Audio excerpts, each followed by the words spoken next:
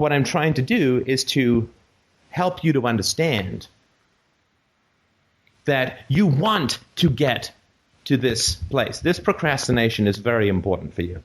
This procrastination is essential because you engineered your life to get here.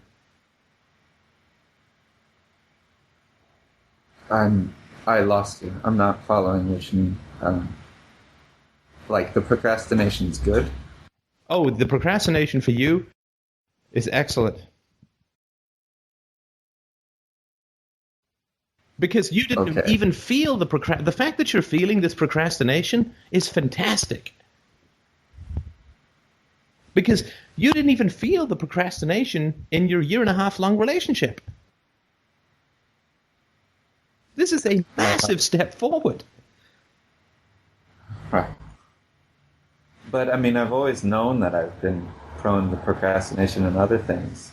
But you're saying that it's the fact, even despite that knowledge of procrastination in my own life, the fact that I didn't notice it in the most important thing in my life, a relationship with someone else, it's important that I'm feeling it now. Yeah, I mean, in a lot of ways, procrastination is tied to this fantasy of immortality, right? I will have an infinity to get it right later down the road, right? Right. But, you know, you've got 10 years to find a mate, and you just spend 20% of it on something that didn't work out, right? Yeah. So you don't have forever, right? Right. And you have a lot less of forever than you did before. So the fact that you're feeling procrastination means that you're noticing the passage of time, and your unconscious is sounding all of these alarms saying there's too much that's unconscious for us to succeed in a relationship.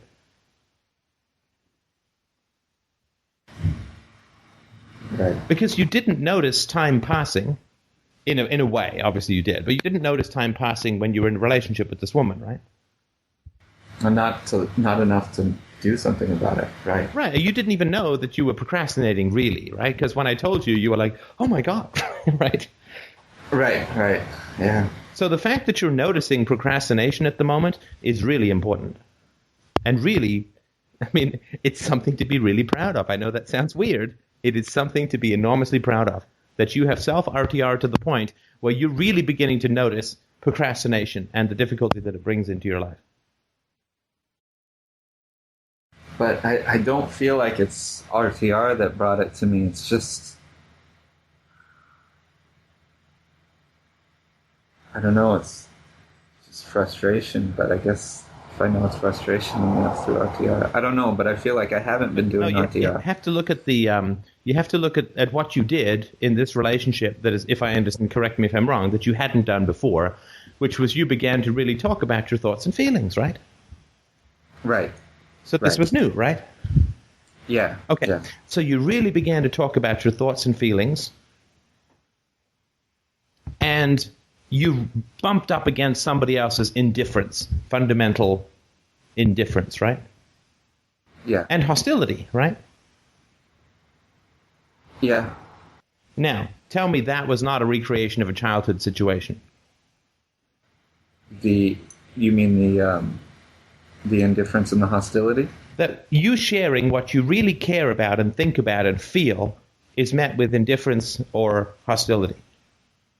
Oh, yeah. I mean, not just a childhood one, but yeah, it's something that's continued throughout my life with dealing with members of my family. Right. And the way that you've solved it, like all of us lost tribe, the way that you've solved it is to avoid talking about your thoughts and feelings, right?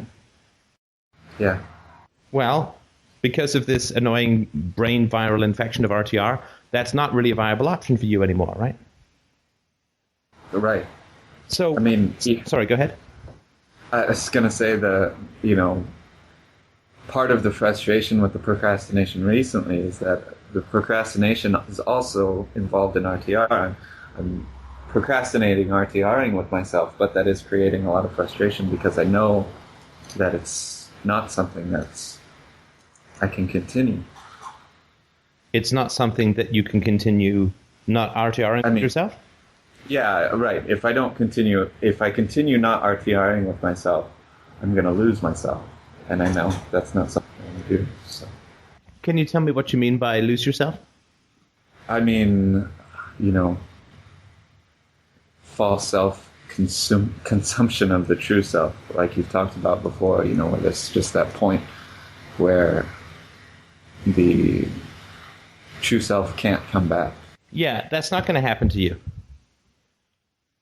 That happens to people who are willfully, consciously, and repeatedly cruel to others. Not to people who just let a girl go despite his desire for sex and companionship because he didn't want to completely ruin her chances of getting married.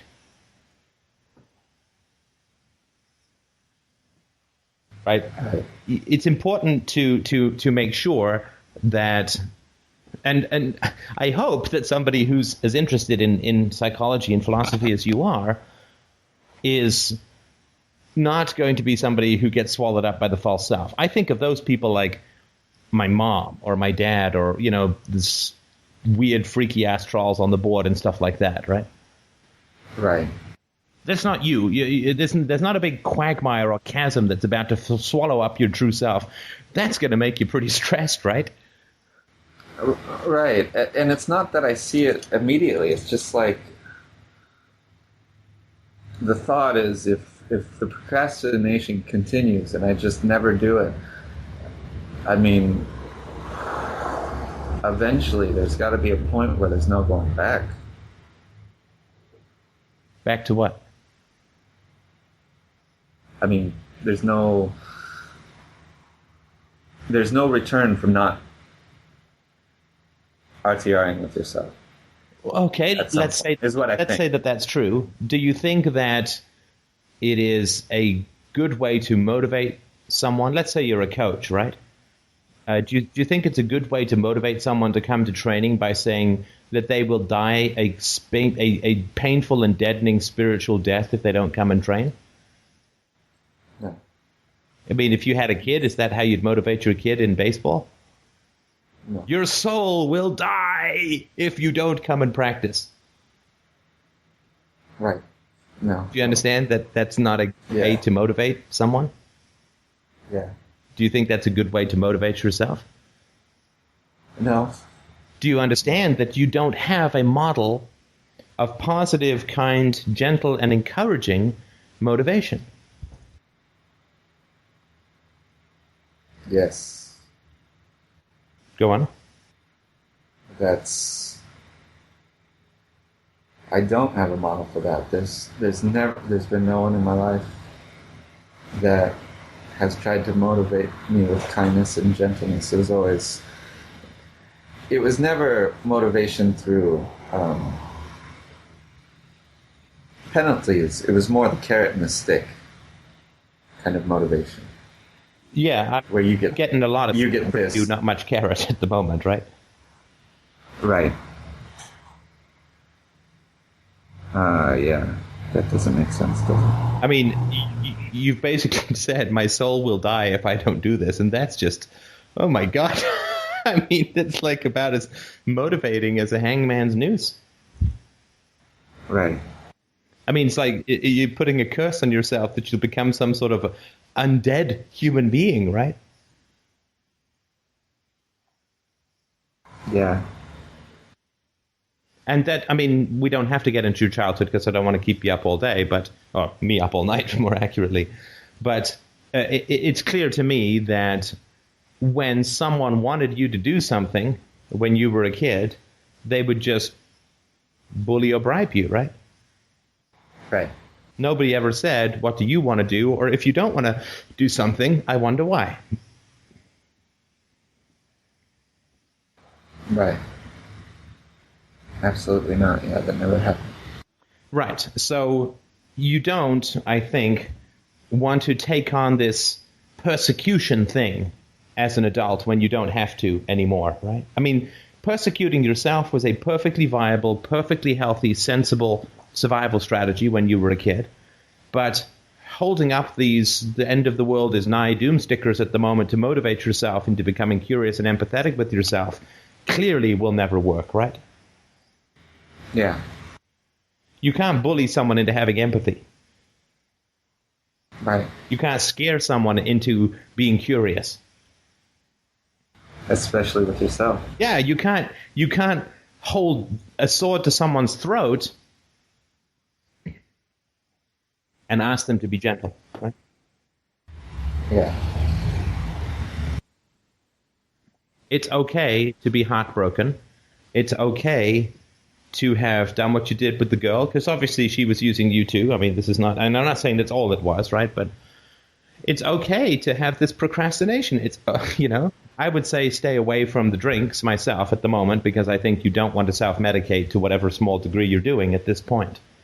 But I think you want to just try and be a little bit more gentle, a lot more totally gentle with yourself. Open. Concerned and curious, like, isn't it interesting that I have no motivation? I wonder why.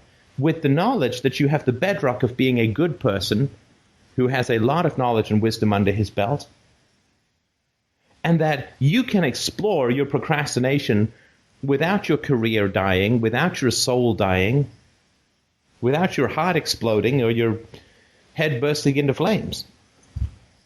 Give yourself a little space. Give yourself a little space to be heartbroken, to be sad, to be unmotivated, to be depressed, and to be curious about that. And know that you will come back and you will do the right thing. But give yourself, because everything's an emergency a little bit with you, right? Like, if I have to, right? There's no space where you could just say, I'm not going to, obviously I have a big problem with procrastination right now. I'm going to see why, and maybe it'll take me a week, and maybe it'll take me a month, and maybe a whole bunch of shit won't get done in that month. But I just pissed away a year and a half in a dead-end relationship. I've got time, right? Clearly not being gentle with myself and not having curiosity with myself cost me 18 months in a dead-end relationship. So if I take a month now to turn that around, that seems like a good investment, doesn't it? Yeah. To give yourself some breathing room, some space, some I don't know what the right phrase is. To dial down the rhetoric, to dial down the imminent disaster scenarios, if that makes sense. Yeah. But enough of my stirring speeches, such as they are. What do you think about what I'm saying? It doesn't. I mean, it makes perfect sense. I mean. But I still feel like, when I look around and I see, dishes not done and things that need to be cleaned up that aren't, and I think about the stuff that I want to do, I still feel that tension. Right. I understand. In my back. I understand that, but we need to work empirically. You have felt that tension for weeks, if not longer, right? Right. How's it working? Not working. So if it's not working, what do we do? You got to change it. Something else. Anything else. Yeah. You can learn to play the bagpipes. Anything that's different than what's not working is a step in the right direction, right? Right. Because you're in kind of a bit of a cycle, right? Where you don't get stuff done, it raises your tension, and then you don't get even more stuff done, which raises your tension, and so it cycles, right? Right. You can't wake up one day magically wanting to get everything done. So take a day and stare at the sink and say, what do I feel when I look at that sink and the dishes aren't done? Feel the panic. Let the panic come up. Let the anxiety come up. It's trying to help you. I know it sounds completely weird and anti-intuitive. Your anxiety and your fear is trying to help you.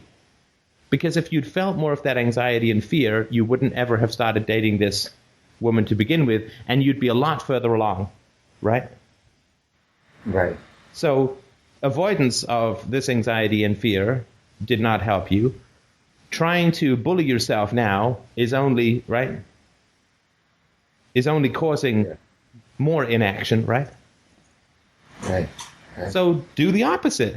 Just sit and stare. Make a list of everything that needs to get done. Stare at that list until you freak out.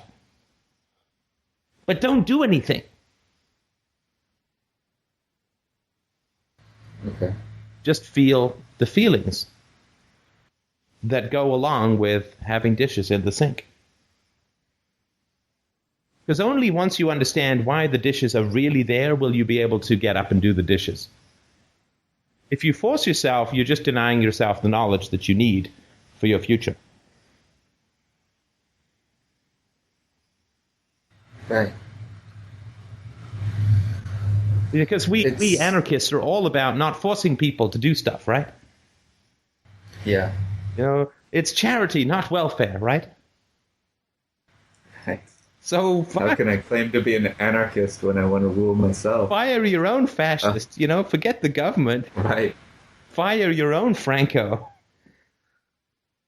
Ditch the inner Stalin and the world will become free. If we don't do that, there's nothing else that matters, right? Yeah.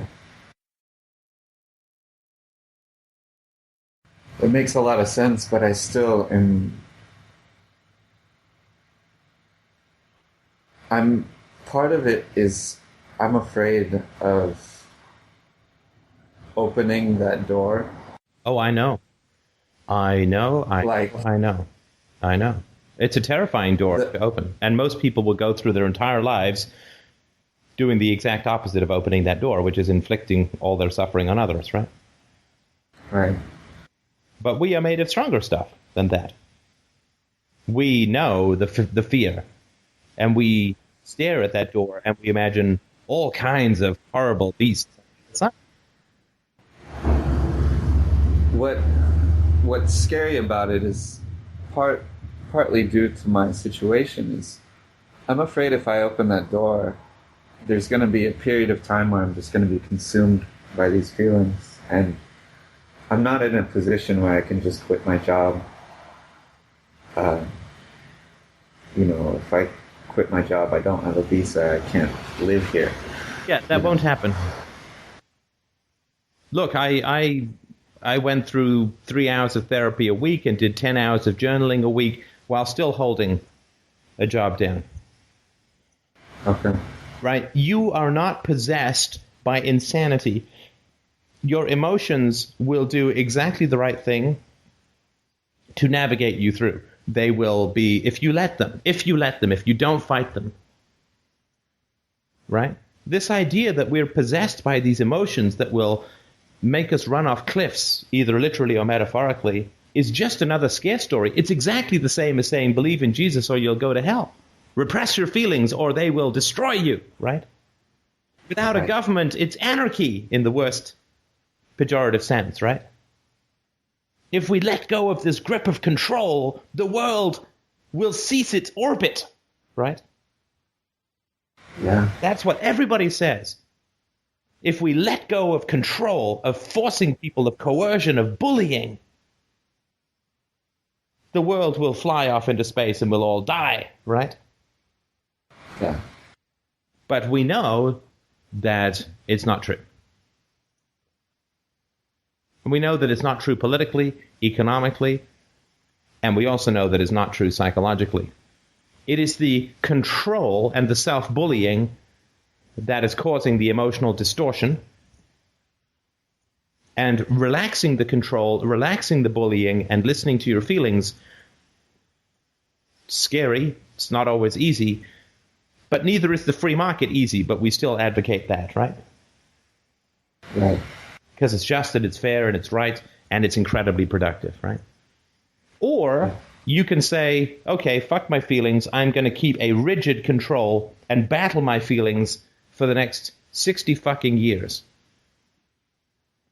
Like any goddamn Catholic on the planet who is afraid of the devil, right? Yeah. It's no different. We might as well be Catholics. At least we get wine on Sundays. Right. No, you're right. And, I mean, if we were at least Catholics, we'd have the community and whatnot. Yeah, you get free therapy. All those positive benefits. Yeah. You get great songs, you get cool candlelight on Christmas. I mean, but if we're going to be atheists, there's no point mimicking the worst aspects of religion when it comes to self-management. Right. And there's no point, this is There's no point saying to people, oh, trust us, society will be better off without a government, and then going home and berating ourselves and bullying ourselves and controlling ourselves. And there's no point saying to people, I know that it seems completely scary to have a society without a government, but it'll be great. And then we go home and do the exact opposite, right? We say, you, oh people out there, should face your fears of life without a government and accept them and give us the green light, right? But we won't do that with ourselves. We won't face our fears of life without coercion and bullying and control. Our own souls free of coercion. We say, trust the free market, trust the benevolence and the milk of human kindness, but we fear ourselves. And we are terrified that relaxing control will result in chaos and destruction. But that's why we never convince other people, right? Because they don't listen to our words. They listen to our feelings. They listen to our attitude. Are we relaxed? Are we not in control of ourselves in the most positive way, where we have an ecosystem, we listen, right?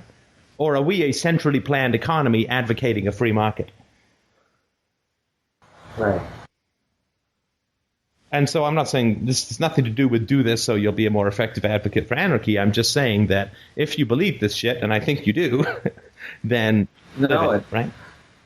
Yeah, and I want to be an effective advocate. I mean, it's part of why the only thing I have been doing recently has been my focus on the language, is because I want to start getting this stuff into Japanese so that it can start to spread here too. So I do want to do that, but you're right. I saw on that Skeptic's Guide post that I made the effectiveness of my communication about these ideas. Yeah. Right. I mean, people understand that I am relatively free with my own emotions, right? Right.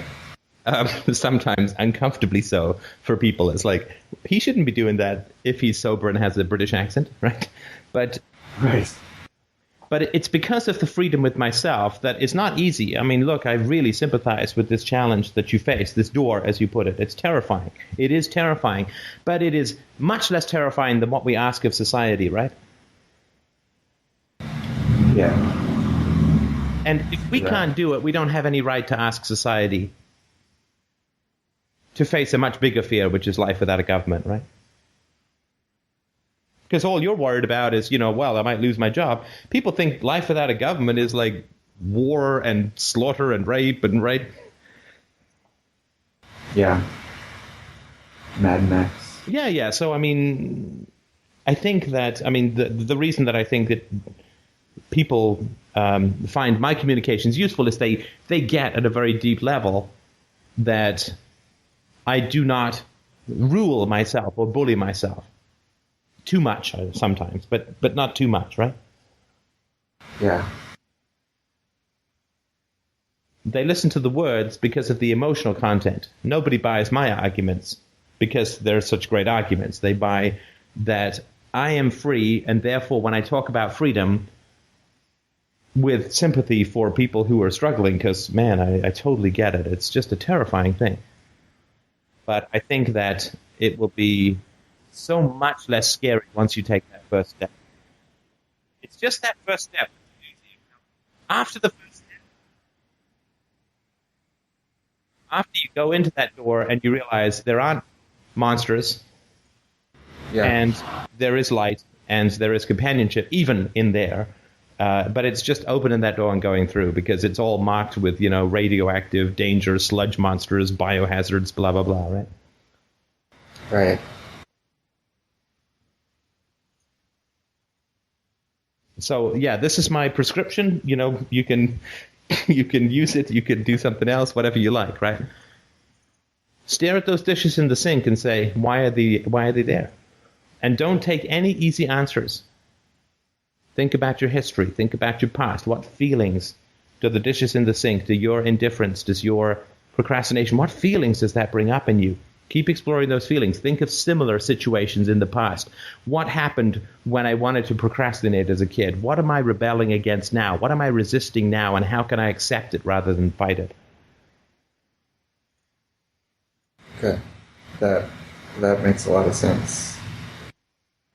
And then, I guarantee you do that, you won't have any problems falling in love with the right woman. So you think when you don't control yourself, you lose the desire to control other people. Right. To manage other people. And so they have room to breathe, you have room to breathe, and love can flourish. Right. How was this for you? This is we covered a lot of ground, to say the least, but we didn't really get into your family. But how was the combo for you? Was it useful? Yeah, it was. It was very useful. Just, it's usually giving me a lot of new ways of thinking about things that I haven't thought about before.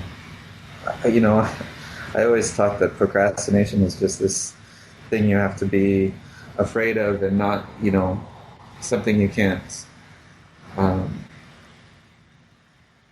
that can't bring any good, but thinking about it, and not that it's necessarily a good thing, but just the fact that it's something that I can sit with and learn a lot about myself from it is something I never thought about before, and I think it's going to be really valuable to see what comes out of that. Right, and your parents are right insofar as I can guarantee you that what you will learn about exploring your procrastination is some ugly truths about your family. It's things that your parents don't want you to know. That's why, right? They say don't ever, procrastination is just bad and you should do X, Y, and Z and bully, blah, blah, blah. Because if you explore procrastination and your emotional relationship to it, things that are not flattering to them will come out for sure. Ways in which you were taught and coached and instructed and so on. And a lot of sophisticated maneuvering on the part of your parents psychologically will become clear to you.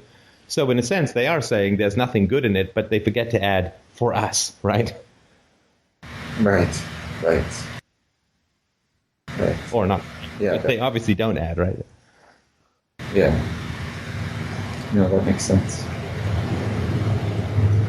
Well, I will send you a copy of this. Obviously, I think... Sorry. Know what you think? Sorry, one more time? Sure. I will send you a copy of this, of course. I'll post it on the reply to the chat and the board. Obviously, I think it will be hugely helpful for other people. We haven't mentioned any names, but do have a listen and let me know what you think, and let me know. Yeah, as far as putting it out, I won't have a chance to listen to it until probably tomorrow. But yeah, go ahead and put it out. I'm fine with that. Okay, well, thanks. I will definitely send. It's the least I can do. Oh, listen, you've been wonderfully generous. You have supported the site both, in terms of your presence, your posting, the work you've done, the donations. You only have to ask, and anything I can do to help, I am happy to do.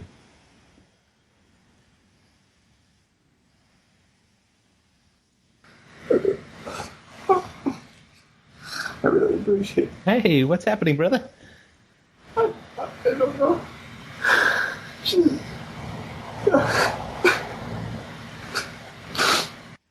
When did you feel the emotion come up? Just as you were saying that. Was it the part where I was acknowledging your kindness and generosity and support, or was it when I offered more support from myself?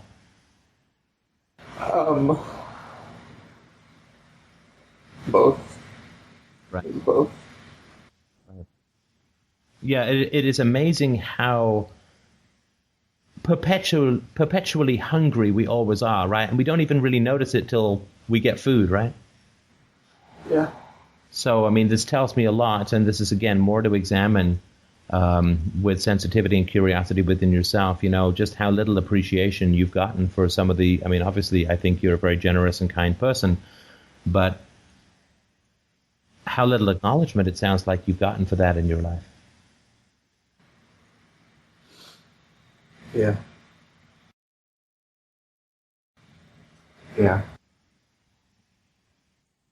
And, of course, how little offers of help, right? Well, yeah. Every offer of help was a... Sorry, was you? No, every offer of help was another way to try and control me. Right. Oh, okay, so when I talk about relinquishing self-control and being a sort of free market ecosystem and then offer to help, then obviously it's not about controlling you, and so that breaks a pattern for you, and that probably had something to do with why you felt a sudden rush of feeling in that way. Right. Do you want to talk more about this? I don't want to keep... If you want to sit with your feelings, that's totally fine with me. Did you want to talk more about the feelings that you're feeling, or do you want to take some time? What is your pleasure? No, I think I'm going to take some time with this. I'm just going to sit with it. Okay, magnificent work today for you, I guess. I don't know, what is it, like December where you are? Some crazy... Yeah. Fantastic work. I just hugely admire the work that you're doing. This is tough stuff. The work you did on this call was, really focused and really great. So good job for what it's worth. I appreciate that. All right, man. I'll talk to you soon. All right. Thanks. Bye.